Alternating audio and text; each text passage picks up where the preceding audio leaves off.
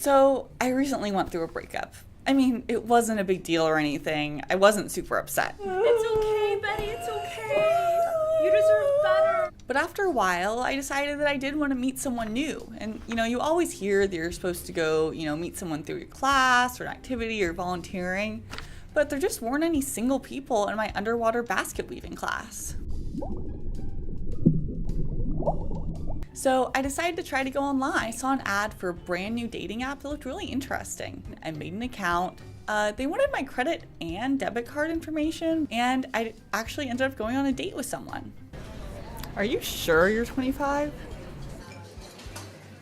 After that whole experience, I did find a new service to sign up for. I made an account and I met someone totally dreamy.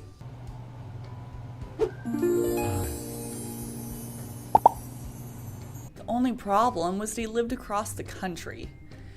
But things got serious fast. I mean, only after a few days he wanted to only email because he didn't like the functionality of the dating site. And after a few weeks, he wanted me to come visit him.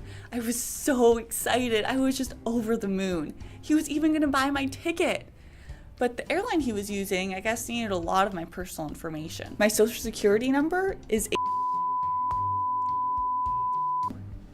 I was born in my high school mascot was and then after I gave him all of my information, the weirdest thing happened. I couldn't get a hold of him anymore. He wouldn't respond to my calls or my emails or my texts, and his profile actually disappeared off the dating service. But I mean, I was only a little bit disappointed. It's okay, Betty. It's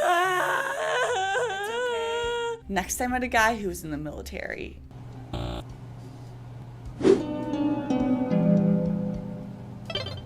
But he was stationed overseas, so I never got to actually meet him. And he was such a nice, genuine guy, but sadly, all these horrible things started happening to him and his family. Oh my god, you broke your leg after being chased by a rabid opossum? Yeah, I'll wire over 1,000. Your great uncle had a heart attack while camping in the Salvadorian Amazon? Okay, I'll wire over 3,000. Your pet rabbit has a rare infection that makes its ears too floppy? Poor Hoppy. I'll wire over 5,000. The problems and the requests for money just kept coming, and the amounts just kept on getting bigger. I used a reverse image search to look up some of his pictures, and it turns out his image was on all sorts of different dating sites, all under different names. Turns out, I got scammed. But again, I really wasn't that upset. But I did learn my lesson. First off, before paying any dating service, make sure to look it up on bbb.org to see its rating and reviews from past customers.